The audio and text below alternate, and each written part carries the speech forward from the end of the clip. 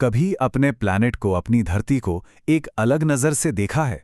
अगर देखे ना, तो एक बहुत ही गहरा रहस्य सामने आता है। एक ऐसा राज जो प्रशांत महासागर में छिपा है।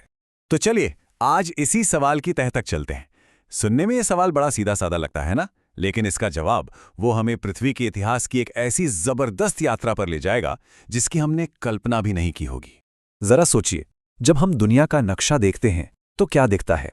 एक तरफ तो एशिया, अफ्रीका, यूरोप, नॉर्थ और साउथ अमेरिका, मतलब हर तरफ जमीनी जमीन है ना? लेकिन अगर उसी ग्लोब को या नक्शे को थोड़ा घुमा दें और दूसरी तरफ देखें, तो धरती का एक पूरा का पूरा आधा हिस्सा ऐसा है जहां सिर्फ और सिर्फ नीला पानी है। मतलब ये बड़ी अजीब पहेली है कि आखिर सारी की सारी जमीन एक ही तरफ क्यों सिमट कर रह गई। अब ये इतना खाली क्यों है, इस सवाल का जवाब जानने से पहले हमें ये समझना होगा कि ये आखिर कितना बड़ा है। इसकी विशालता को, इसके स्केल को समझना वाकई बहुत जरूरी है। इसका एरिया जानते हैं कितना है? 16 करोड़ 50 लाख वर्ग किलोमीटर। जी हां, 16.5 करोड़ वर्ग किलोमीटर।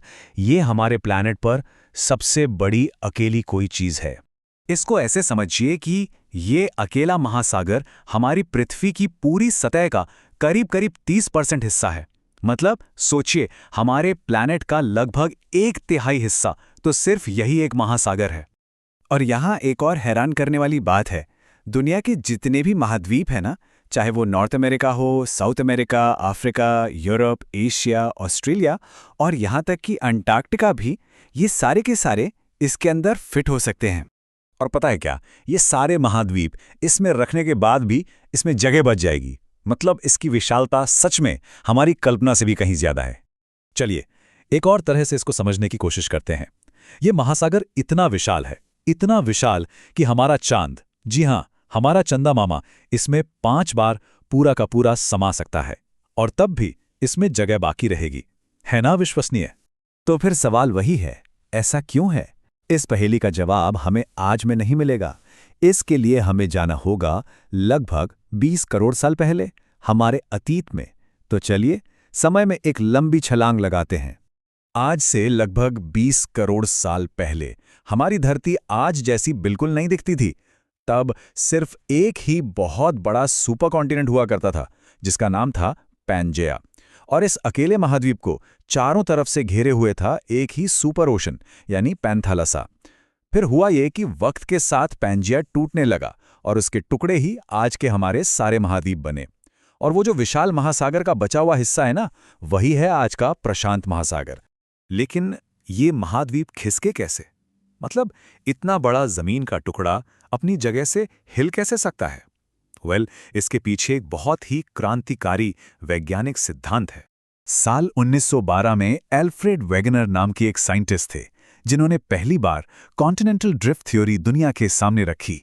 उन्होंने बताया कि हमारी धरती की जो ऊपरी सतह है ना, वो असल में कई बड़ी बड़ी टेक्टोनिक प्लेटों में बटी हुई हैं और ये प्लेटें लगातार खिसकती रहती हैं, बहुत धीरे धीरे। बस इसी प्रोसेस ने पैंजिया को तोड़ा और प्रशांत महासागर को उस पुरानी दुनिया की एक निशानी के तौर पर हमारे लिए छोड़ दिया। अच्छा, तो यहाँ एक और सवाल मन में आता है। अगर ये प्लेटें आज भी खिसक रही हैं, तो प्रशांत महासागर के बीच में कोई नया महाद्वीप क्यों नहीं बन गया अब तक? हाँ, ये जानना बहुत जरूरी है कि ये पूरी जियोलॉजिकल कहानी अभी खत्म नहीं हुई है। ये आज भी चल रही है। धरती के अंदर की जो ताकतें हैं वो अभी भी अपना काम कर रही हैं और इसका सबसे ज्यादा असर प्रशांत महासागर में ही देखने को मिलता है। और यहीं पर कहानी में एक बड़ा ही दिलचस्प मोड़ आता है। होता क्या है कि जब प्रशांत महासागर के नीचे ये टेक्टोनिक प्लेटें टकराती है ना, तो वो नई जमीन बनाने के बजाय एक प्लेट दूसरे के नीचे धंस जाती है। इसी प्रोसेस को सबडक्शन कहते हैं और यही वो वजह है कि यहाँ जमीन ऊपर उठने के बजाय और भी ज्यादा गहरी खाइयां बन जाती हैं। इसका सबसे बड़ा सबूत चैलेंजर डीप। ये जगह लगभग 11 किलोमीटर यानी 11,034 मीटर गहरी है। अब जरा अंदाजा लगाइए, अगर हम माउंट एवरेस्ट को इसमें उल्टा डुबो देना तो भी उसकी चोटी पानी की सतह से कोसों दूर रहेगी। यही सबडक्शन प्रशांत महासागर को वो जगह बनाता है जिसे हम रिंग ऑफ फायर के नाम से जानते हैं। ये वही इलाका है जहां दुनिया के सबसे ज्यादा एक्टिव ज्वालामुखी हैं और सबसे ज्यादा भूकंप भी यहीं आते हैं। तो ये महासागर बाहर से जितना शांत दिखता है, अंदर से उतना ही अशांत है, भूचालों का केंद्र है। और एक और मजेदार बात, इसी दबाव की वजह से प्रशांत महासागर हर साल कुछ सेंटीमीटर सिकुड़ रहा है, जबकि दूसरी तरफ अटलांटिक महासागर फैल रहा है। तो इसका मतलब ये हुआ कि प्रशांत महासागर असल में खाली है ही नहीं, ये तो हमारी धरती के जियोलॉजिकल और इंसानी दोनों तरह के इतिहास से भरा पड़ा है। सोचिए, सदियों पहले की बात है। प्राचीन पोलिनेशियन नाविकों ने बिना किसी मॉडर्न टेक्नोलॉजी के सिर्फ सितारों, हवा और समंदर की लहरों को पढ़कर इस विशाल सागर को पार कर लिया था। उन्होंने हजारों किलोमीटर का सफर तय किया और 25,000 से भी ज्यादा द्वीपों को खोज निकाला था। तो जिसे हम खालीपन कह रहे हैं, उन्होंने उसे अपने साहस और ज्ञान से भर दिया था। तो जो पहेली हमने शुरू में उठाई थी, उसका हल अब हमारे सामने है। प्रशांत महासागर का ये खालीपन दरअसल खालीपन है ही नहीं, ये तो उस प्राचीन दुनिया से हमारा एक सीधा कनेक्शन है। वो दुनिया जब पैंजिया और पैंथलासा एक हुआ करते थे। ये हमारी पृथ्वी के इतिहास की सबसे पुरानी और सबसे गहरी किताब है। तो अगली बार जब कोई दुनिया का नक्शा देखेगा ना, तो शायद उसे उस बड़े से नीले हिस्से में सिर्फ पानी नहीं दिखेगा, बल्कि एक पूरी की पूरी कहानी नजर आएगी। क्योंकि कभी-कभी जो जगहें सबसे ज्यादा खाली दिखती हैं ना, उन्हीं में सबसे बड़ी कहानियां छिपी होती हैं।